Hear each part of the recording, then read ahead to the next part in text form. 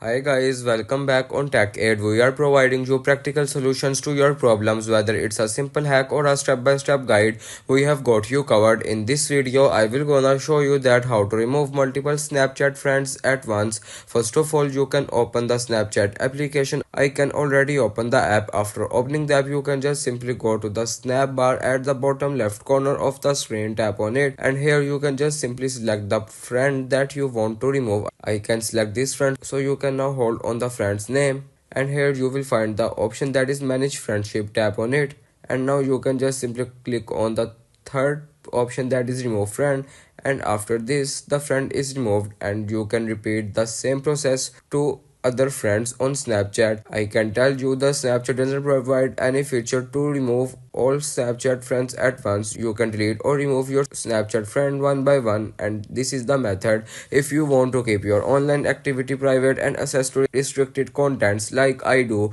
trying using a VPN. It's secure, easy to use, and makes a browsing safer. The link to buy is in the description below. If this tutorial helped, don't forget to like the video and subscribe for more practical solutions. Got questions or need extra help, drop a comment below and we will be happy to assist. See you in the next one. Thanks for watching.